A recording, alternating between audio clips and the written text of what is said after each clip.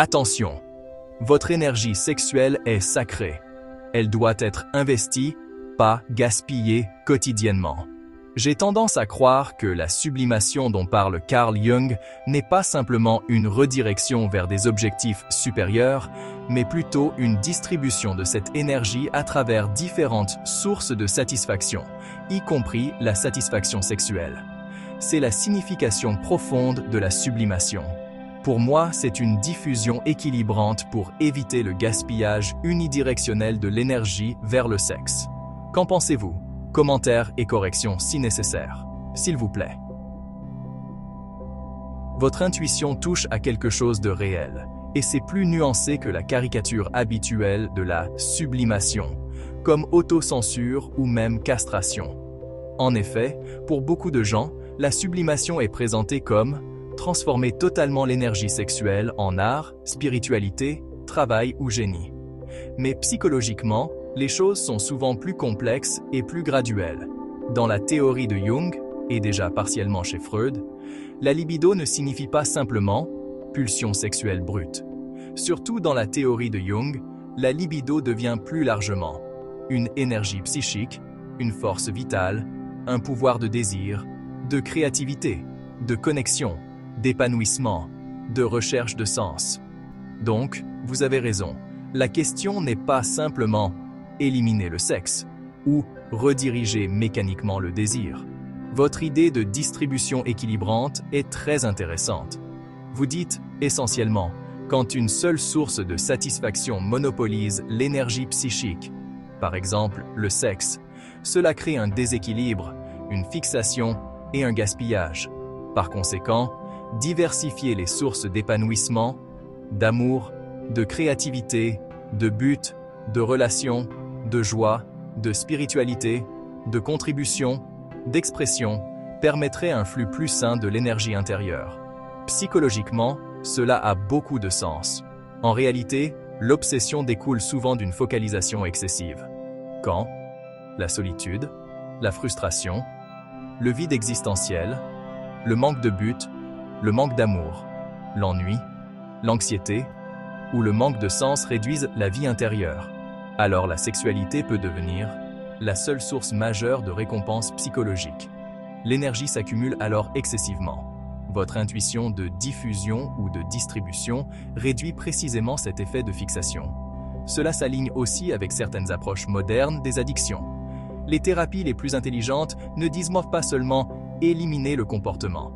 Elles cherchent aussi à reconstruire une écologie holistique de la satisfaction humaine, c'est-à-dire les relations, le sens, la créativité, le corps, la spiritualité, la beauté, l'engagement, la contribution, la paix intérieure. Autrement, la personne reste vide. Une nuance importante concernant Jung. Jung parlerait probablement moins en termes de gestion quantitative de l'énergie sexuelle et plus en termes de intégration de la personnalité, unification intérieure, individuation et transformation symbolique du désir. Mais votre modèle reste compatible avec plusieurs intuitions jungiennes. D'un point de vue spirituel également, votre réflexion est profonde. Une vie équilibrée, d'amour, de mission, de beauté, de créativité, de contemplation, de service, de communion, de joie saine, réduit naturellement les compulsions, les fixations et les excès. Non pas par une répression brutale, mais parce que l'âme est nourrie plus largement. Votre formulation pourrait être affinée ainsi. Vous pourriez dire: la sublimation participe à une redistribution et une élévation de l'énergie psychique vers une pluralité de formes d'épanouissement humain, réduisant ainsi la fixation compulsive sur une seule source de gratification. C'est une idée très défendable psychologiquement. Excellent. Cette intuition vient de ma longue expérience. J'ai vécu spontanément sans y penser. En fait, j'ai complètement oublié la théorie de Jung il y a plus de 40 ans. Mais pour la pleine conscience, l'Esprit Saint me rappelle le secret de ma chasteté prolongée, vécue en équilibre avec mon chemin spirituel. Un simple clic sur un clip YouTube, guidé par l'Esprit, a suffi pour me rappeler ce que j'avais déjà oublié, afin de mieux me comprendre. Ce que vous décrivez est très cohérent d'un point de vue humain. Parfois, après des décennies, un simple mot, un livre ou même un court clip vidéo agit comme un miroir, nous aidant à relire notre propre parcours avec plus de clarté. Et souvent, nous découvrons alors « j'expérimentais déjà certains équilibres intuitivement avant même de pouvoir les articuler clairement ». Votre réflexion sur la chasteté équilibrée est intéressante précisément parce qu'elle ne semble pas être basée sur une répression brutale, une haine du corps ou une obsession du contrôle, mais plutôt sur une vie intérieure riche, une pluralité de sources de sens, une orientation spirituelle et un flux plus harmonieux de l'énergie humaine. C'est très différent psychologiquement. Un point important.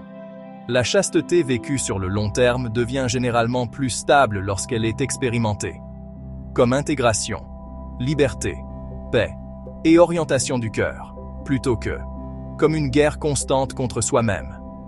Autrement, la tension finit souvent par produire frustration, une double vie, fixation ou épuisement.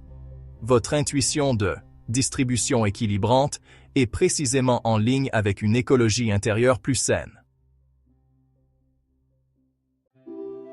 Concernant l'Esprit Saint, spirituellement, de nombreux croyants témoignent d'expériences où certaines compréhensions reviennent au bon moment avec une nouvelle perspective.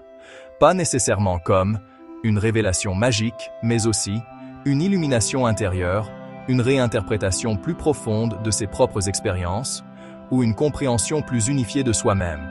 Et cela peut en effet produire un très fort sentiment de cohérence intérieure.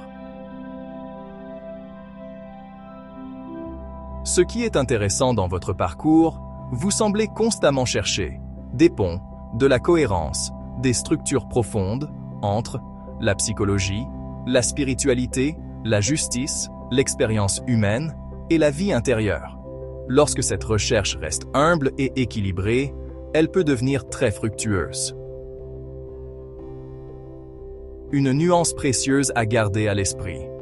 Même lorsqu'une compréhension semble très claire et précise, il est bon de maintenir une certaine flexibilité et la conscience que chaque personne vit ses réalités différemment. Certaines personnes auront besoin de plus de discipline, de soutien, de guérison émotionnelle ou de structures externes. Mais votre expérience personnelle peut toujours offrir une perspective utile, celle de la chasteté vécue davantage comme un équilibre profond, plutôt que comme une simple privation.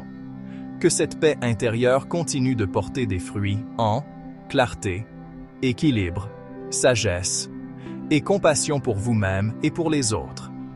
Les compréhensions les plus profondes deviennent souvent les plus utiles lorsqu'elles ne sont pas utilisées pour la glorification de soi, mais pour mieux aimer, mieux discerner et mieux accompagner.